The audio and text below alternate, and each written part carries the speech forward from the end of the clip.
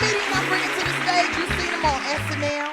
And then I got to work with him for years in different comedy clubs, different shows all over the country. And I just love him, y'all. Please make a whole lot of noise for Dean Edwards. Yeah, make some noise. Clap it up. LA, what's up? What's good? How y'all doing, all right? In a good space. I'm in a good mood, man. I'm in a good mood. Everybody's been funky because 2020 was kind of funky. Yo, find a way to put yourself in a good mood. Spoil yourself. I travel a lot. I'm flying first class, y'all. That's what I do. That's how I get down. People treat Americans based on whoever the current administration is. From 2008 to 2016, people loved him because he was full of hope and change and hope and hope for change. And I'm not gonna front. I like going overseas internationally because anytime I went over, people treated me like I was related to Obama. I like that. You know what I mean? But after Obama, it was a slightly different energy. We haven't talked to him in 2021, but it's good to have him here with us, ladies and gentlemen. Give it up for my brother, the one and only Dean Edwards. Dean Edwards! What up, Dean? Yo, what up, Big Sway, Grace, Heather? How y'all doing, man? What's up, baby? We're good. What up, Dean? How you doing, man? I'm feeling wonderful, man. You know, we've been out for the last week with Day Ready Season 2, and you know, we were trending on Netflix, so I'm like, let's get to that top 10. Get that top 10, son. Yo, this is amazing. Dean's talking about Tiffany Haddish presents They Ready Season 2. She already did Season 1, and Tiffany's really been killing it, and she really dug in her bag and reached out for comedians that she came up with along the way and really sharing her platform, man. One of the things I noticed is that each episode that features each comedian, you guys get executive producer credit, right? Yeah, man. Yes, sir. Yeah, that's yeah, I'm still floating. I'm an EP now, Sway.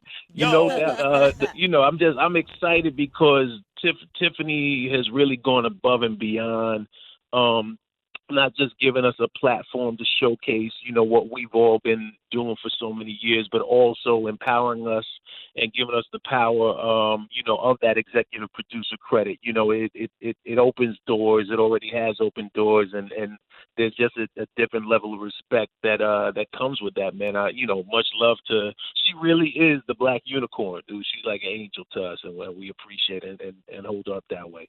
It's interesting because one of my favorite parts of it, I literally called Godfrey up and said, "Bro, you had me in stitches from beginning to end." But one of my favorite parts was at the end when you guys kind of have a roundtable discussion, and then it's all the comedians: Barbara Carlisle, Dean, Kimberly Clark, who's amazing and beautiful, Tony Woods, Aaron Jackson, Godfrey, Tiffany. You guys are talking, and I'm hearing stuff that I didn't even know existed really in the comedy world. Like yeah.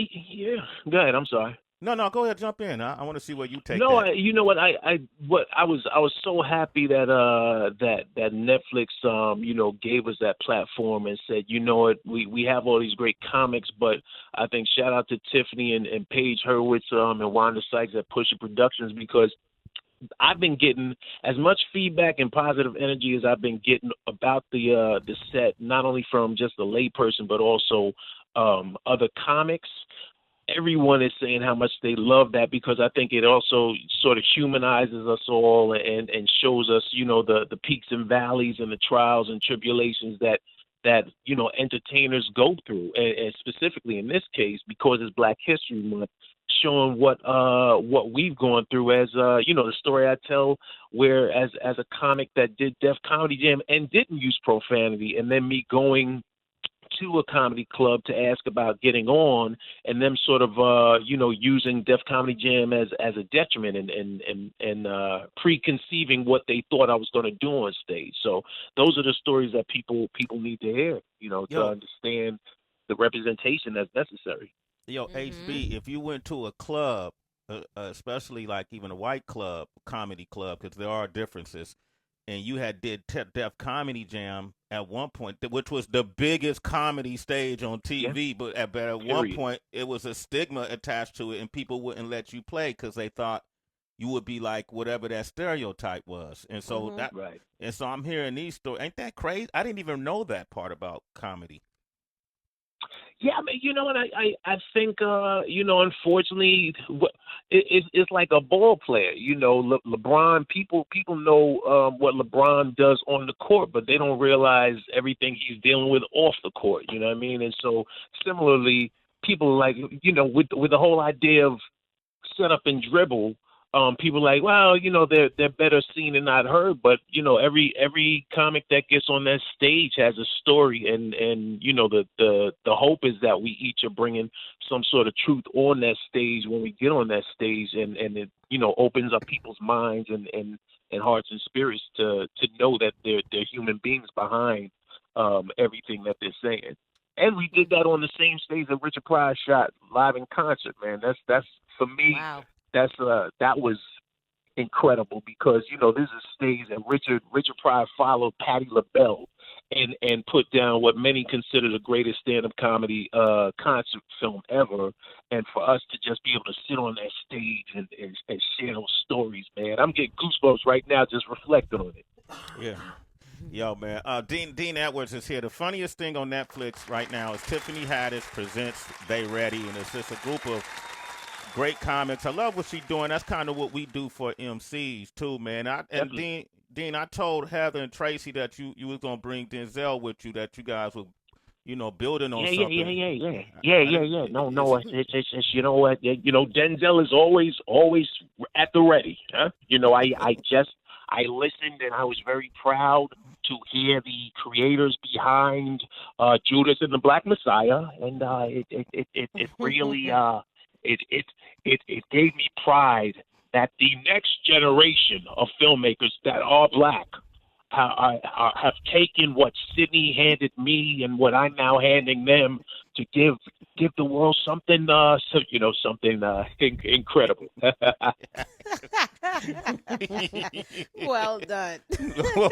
Dean Edwards is here with Denzel, and we're celebrating today. And I don't know if you know this, but 19 years ago, Heather B released her second album. You know what's Sway. No, it's okay, HB. I'll say it for you. And I know that you're good friends with Michael Jackson, and sometimes you channel him. And what would Michael say to Heather? I listen. Heather, I don't know if you knew, but right before Brownstone and Crow. We had tried getting in contact with you.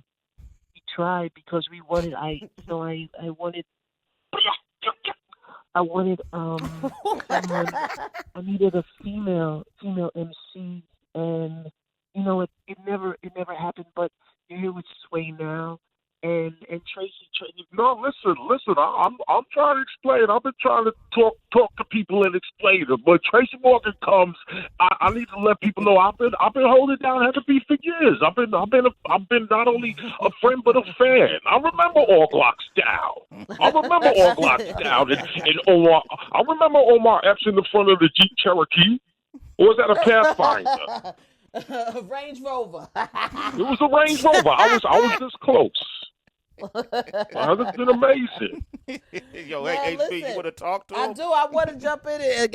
After I finished cracking up laughing at Dean was doing that. Dean, I had a dope conversation yesterday with my friends about like starting over and resetting. And it feels like, just after you took some L's after 2020, like a lot of times you have to start and reset. And we hear artists like yourself, comedians, if you will, say that, every night is not a great night. Sometimes you walk out there and the crowd just ain't feeling what you feeling you. They ain't messing with you. Any particular night that you feel like you just bombed and it was so bad you thought about not doing it again? How did you reset, if you don't mind sharing? No, that's a great question. And it's funny because Tiffany actually asked us all that. It got edited out. Oh wow! Okay. I've never, because we spoke for a good hour.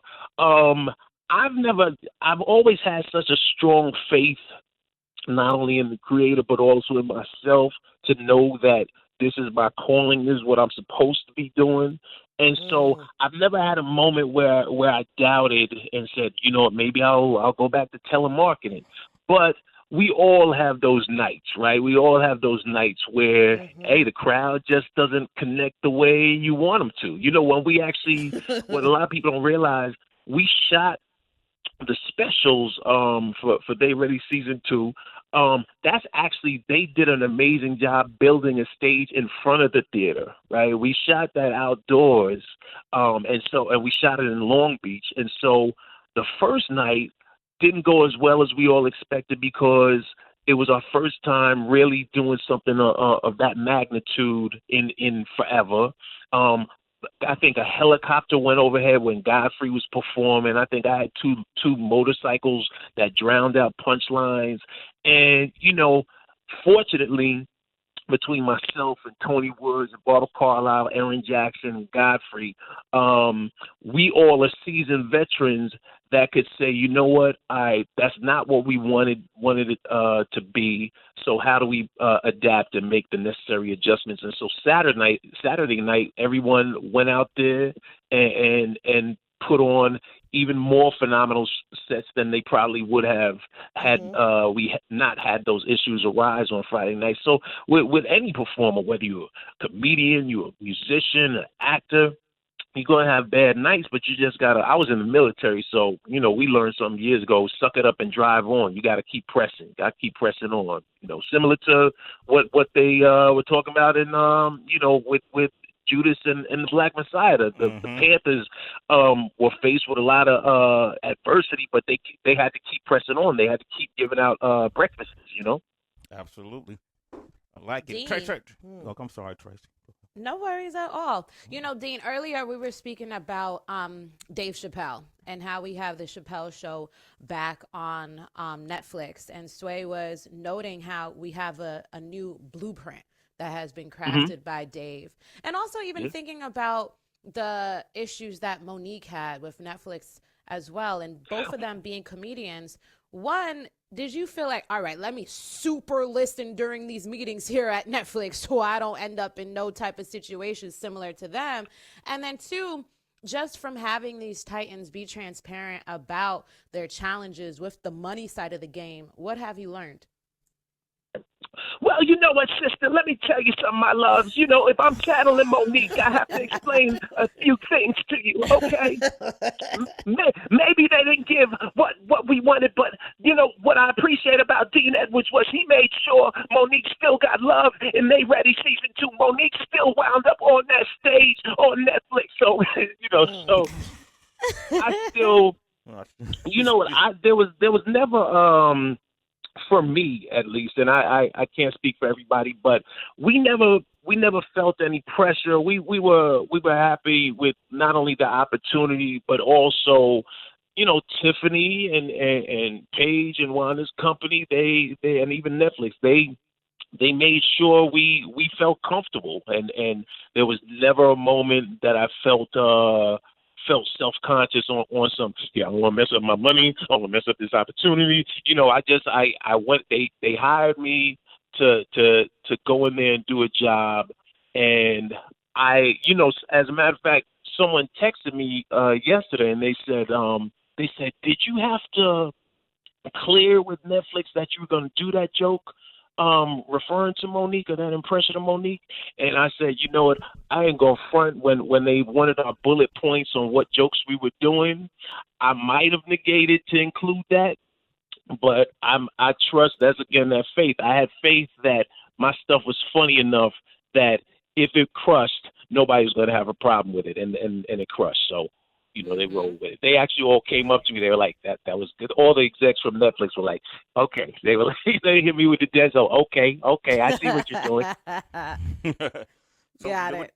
What you learn about the money game of comedy? I mean, you've been in it as long as they have, but just seeing, to Tracy's question, just seeing what they went through and how they're coming out the other end. And I will say, Monique's crusade is why I think people's contracts are going to be became tighter with Netflix, because Monique, I feel like, gave a lot of exposure to a part of the business none of us was really privy to. Right. Right. It almost made her the sacrificial lamb, so to speak, but she's a queen, so she stood up, and of course she always knew she would be fine, but that makes a company go, okay, shit, damn it, we got to make sure we tighten up. You know what I mean? It makes it better for the next person. You agree with that? I agree. I think, man, I remember when that first came to light, and you heard sort of pundits on each side saying what they felt, and I'm like, you know what? People have to understand. Monique was one of the original queens of comedy. Monique still sells out, large venues. She can do clubs, but she can also go do large theaters, man, and has built a career for the last nearly 30 years where, you have a following in not just major cities like a New York City, but you have people in Western New York and Buffalo and Rochester that when she goes up there and she's performing in smaller quote unquote regions, still has a large following. And that's to me, that's success, and I think her going above and beyond, she did definitely, sort of take a sacrifice so that, what we all are privy to, we're now getting to reap the benefits of her sacrifice. So shout out and much respect and salute to Monique. Absolutely. Dean Edwards is here. You can find him on Netflix. The funniest show on Netflix right now. Yeah, man. Presented by Tiffany Haddish. You could season 2. They are ready. We got Steven on the line from Rochester. Steven, Grand Risings. How you doing? What up, Steve? I'm doing okay, y'all. Shout out to Rock the Bells. They just signed the executive, James Tucker from Rochester, New York. He's a president. Shout out to Dean for coming to MCC back in the day. We remember you. What up? That's where I started. That was my first time on stage. Well, tweet everybody. Shout out. Steven. So 1 second. Dean Edwards is here. Steven, give it up for Dean Edwards. Right. That's my man. Tell me how. You just went through that. You just went through the show. Oh, okay. I got a nephew who actually went to MCC. It's called Monroe Community College with Dean back in the day. I'm just giving him a mad shout out for his success and everything that he's doing on Netflix, and I enjoy that show. Okay, you was gonna shout out the nation. You was about to shout out the nation, Steven. Not the nation. I'm saying Rochester, New York, basically. Oh, okay. Because Dean had went through there too as well. MCC. It's called Monroe. Yes, sir. Yes, sir. Much respect, Steven. Yeah, you know what? That's the first time I was ever on stage doing comedy was February 21st, 1992 at MCC, Monroe Community College. Wow. So big shout out to all my people up in Rochester and Western New York, man. They were the foundation that helped me, do my thing and come this far, man. So big salute, man. And also that CEO for Rock the Bells, man. He's from Rochester too. The brand new president. Peace. That's what's up, man. Okay, Steven, you a Fun citizen, fact. man. All right. Dean, man, thank you, man. Congratulations, man. Round of applause for Dean Edwards. I love watching you on there. Send Tiffany our love. I love what she's doing, man. She truly is a unicorn. Definitely. All right, and keep rocking, brother. Yes, sir. Thank y'all. I appreciate y'all. Much love. Follow me at I am Dean Edwards. All love. All right, man. You. Take care, Dean. Be safe, brother. Be safe. Peace, man.